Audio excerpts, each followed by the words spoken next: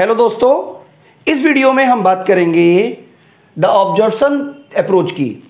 तो देखो, ये जो अप्रोच है, इससे पहले हमने एक वीडियो बनाई हुई है जिसमें हमने बताया है कि डिवैल्यूएशन करने से किसी देश को जो उसका बैलेंस ऑफ पेमेंट है उसमें सुधार होगा कि नहीं होगा। ये ऑलरेडी हमने वीडियो बनाई हुई है, वो प्लेलिस्ट में आपको मिल जाएगी, जिसमें हमने बताया है कि डिवैल्यूएशन सफल होने की कुछ कंडीशंस हैं। ये जो अप्रोच है ये उसी का एक अलग तरीके से प्रेजेंट करती है।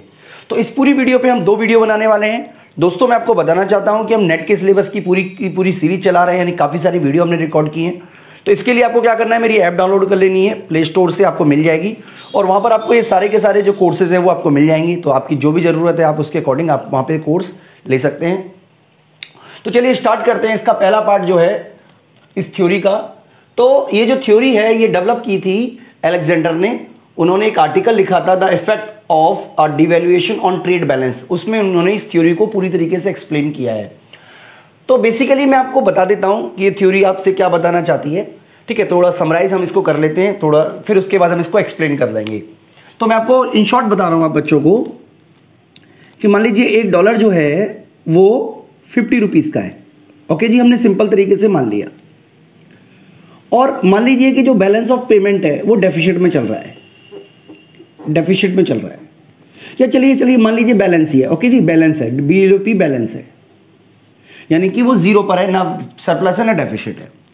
अब एक मान लीजिए कि गवर्नमेंट क्या करती है, खुद की करेंसी को डिवैल्यूएट करके 1 रुपीज़ इक्वल टू 60 रुपीज़ कर देती है, ताकि जो एक्सपोर्ट है वो बढ़ जाए और जो इंपोर्ट है वो कम हो जाए। ठीक है, तो इसका मतलब नेट एक्सपोर्ट बढ़ेगा। और हमने अपनी कई सारी वीडियो में आप बच्चों को बताया हुआ है, आप दोबारा समझ लीजिए कि अगर नेट एक्सपोर्ट बढ़ता है तो इनकम भी बढ़ेगी। ठीक है, लेकिन अगर इनकम बढ़ने से कंजम्पशन भी बढ़ता है और इन्वेस्टमेंट भी बढ़ता है, तो कितना इन्वेस्टमेंट बढ़ा, कितना कंजम्पशन बढ़ा, ये थ्योरी कहना चाह रही है।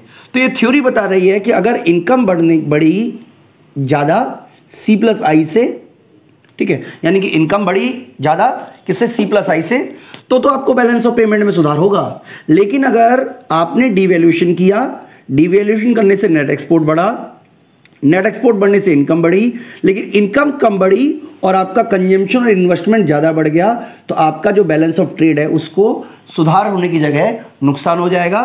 ठीक है, यानी कि इस कंडीशन में आपकी जो बैलेंस ऑफ पेमेंट है, बैलेंस ऑफ ट्रेड है या बैलेंस ऑफ पेमेंट जिसको भी आप कहना चाहें, वो सुधार करेगा। इस कंडीशन में आपका जो बैलेंस ऑफ पेमेंट है वो खराब हो जाएगा। और अगर आपका इनकम बढ़ी जितनी, यानी कि डिवैल्यूएशन करने से नेट एक्सपोर्ट बढ़ा, नेट एक्सपोर्ट बढ़ने से इनकम बढ़ी, और जितनी इनकम बढ़ी उतना ही कंजम्पशन और इन्वेस्टमेंट बढ़ गया, तो आपका जो बैलेंस ऑफ पेमेंट है या बैलेंस ऑफ ट्रेड है उसमें किसी भी तरीके का सुधार नहीं होगा। ये थ्योरी की कंक्लूजन बस आपको यही समझनी है। तो चलिए मैं आपको स्टार्ट कराता हूं ये थ्योरी। तो सबसे पहले आप समझ लीजिए कि लिखा हुआ है कि devaluation can affect domestic consumption, investment and government spending. तो हमें यह पता होना चाहिए कि डिवैल्यूएशन करने से, क्योंकि इनकम घटती है, इनकम बढ़ती है, जिससे कंजम्पशन, इन्वेस्टमेंट और गवर्नमेंट स्पेंडिंग इफेक्टेड होंगे। ये क्लासिकल, ये हमने केन्जियन अप्रोच में हमने ऑलरेडी ये सब बातें पढ़ी हुई हैं। तो बेसिकली आपको ये समझना है कि जो ऑब्जर्वेशन थ्योरी है ये इसी बात को प्रेशराइज करती है, इसी बात को सपोर्ट करती है, इसी बात को एक्सप्लेन करती है। तो जैसा कि यहाँ पे लिखा हुआ है कि इनकम जो होती है वो किसके बराबर होती है, C+I+G+NX, यानी कि एक्सपोर्ट माइनस इंपोर्ट। तो एक्सपोर्ट माइनस इंपोर्ट को हम इस तरफ ले आते हैं, तो क्या लिखेंगे, एक्सपोर्ट माइनस इंपोर्ट, यानी कि export minus import equal to income C+I+G। तो इस C+I+G को ही इन्होंने A कहा। A का मतलब है observation, B balance of payment या बैलेंस ऑफ ट्रेड, और Y का मतलब इनकम। तो इस तरीके से उन्होंने एक इक्वेशन बना दी, यानी कि जो हमारा नेट एक्सपोर्ट है वो इनकम में से जितना भी हमारा ऑब्जर्वेशन है, यानी कि जो हमने खर्च किया, जो हमने ऑब्जर्व कर लिया, ठीक है, तो उसको लिए हम A वर्ड यूज कर रहे हैं। तो उन्होंने माना कि ये जो C है, G है, देखो ये तो डेफिनेटली फिजिकल पॉलिसी पे डिपेंड करता है, तो इसको उन्होंने इग्नोर कर दिया, ऑटोनोमस मान लिया। और ये जो C है, C किस पे डिपेंड करता है, C डिपेंड करता है B पर, यानी कि मार्जिनल प्रोपेंसिटी टू कंज्यूम पर, यानी कि हम इनकम बढ़ने से कितनी खर्च करेंगे उस पर डिपेंड करता है हमारा। और दूसरा हमारा MPI मतलब मार्जिनल प्रोपेंसिटी टू इन्वेस्टमेंट। तो यहाँ पर हमें ये समझना है कि बेसिकली C जो होता है वो C का फंक्शन B है, यानी कि C MPC पे डिपेंड करता है, और इन्वेस्टमेंट का फंक्शन A है जो कि MPI पे डिपेंड करता है। तो E का मतलब है इलास्टिसिटी ऑफ ऑब्जर्वेशन, ठीक है। तो इलास्टिसिटी जो है ऑब्जर्वेशन की वो ए प्लस बी यानी कि इन दोनों पे जोड़ के बनती है। तो सॉरी इलास्टिसिटी नहीं, मैंने गलत बोल गया। ई का मतलब है मार्जिनल प्रोपेंसिटी टू एब्जॉर्प्शन, ठीक है। तो इसको ई का मतलब क्या आप समझोगे आप, मार्जिनल प्रोपेंसिटी टू ऑब्जर्वेशन। तो मार्जिनल प्रोपेंसिटी ऑब्जर्वेशन कैसे बनती है, मैं एक बार आपको दोबारा से बता देता हूं कि मार्जिनल प्रोपेंसिटी टू ऑब्जर्वेशन बनती किससे है, मार्जिनल प्रोपेंसिटी टू कंज्यूम और मार्जिनल प्रोपेंसिटी टू इन्वेस्टमेंट से, ठीक है। यानी कि जो ई है वो किसके बराबर हुआ, ए प्लस बी के। तो बेसिकली ये थ्योरी आपको बताना ये चाह रही है कि अगर आपकी ई की जो वैल्यू है वो 1 से कम है, ठीक है, यानी कि 1 से कम है आपकी ई की वैल्यू, यानी कि आपका इनकम बढ़ने से, देखिए ना 1 से कम का मतलब है कि आपका ये जो वैल्यू है ई, यानी कि इन दोनों को जोड़कर 1 से कम है, तो आपका इनकम बढ़ने से ये कम बढ़ेगा, तो बैलेंस ऑफ पेमेंट जो है वो इंप्रूव करेगा। बैलेंस ऑफ पेमेंट जो है या ट्रेड बैलेंस जो है वो इंप्रूव करेगा डीवैल्यूएशन करने से। अगर ई की वैल्यू 1 के बराबर है, ठीक है, तो ना तो बैलेंस ऑफ पेमेंट इंप्रूव करेगा, ट्रेड है ना इंप्रूव करेगा, ना ही खराब होगा।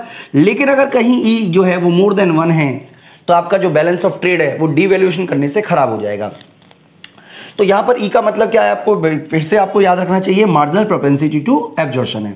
अगले वीडियो में हम एक न्यूमेरिकल एग्जांपल देके आप बच्चों को बताएंगे, जिसमें हम आपको बताएंगे कि अगर मान लीजिए ई की वैल्यू को हम कोई भी एक हाइपोथेटिकली कोई वैल्यू दे देंगे इन तीनों ही केसेस में, जिसमें से एक की वैल्यू 1 से कम होगी, एक बार 1 के बराबर रखेंगे, एक बार 1 से ज्यादा रखेंगे, और न्यूमेरिकल एग्जांपल के थ्रू हम समझेंगे कि क्या जो हमने अभी थ्योरिकली पढ़ाया है, ठीक है, वो सही भी है या गलत है। यानी कि हम समझेंगे कि अगर ई की वैल्यू 1 से कम है तो कब कैसे डीवैल्यूएशन से फायदा होगा, बराबर है तो कैसे डीवैल्यूएशन ना फायदा करेगा ना नुकसान करेगा, और 1 से ज्यादा है तो कैसे डीवैल्यूएशन जो है वो आपको नुकसान कर देगा। वो हम अगली वीडियो में समझेंगे। इस वीडियो में इतना ही, थैंक यू।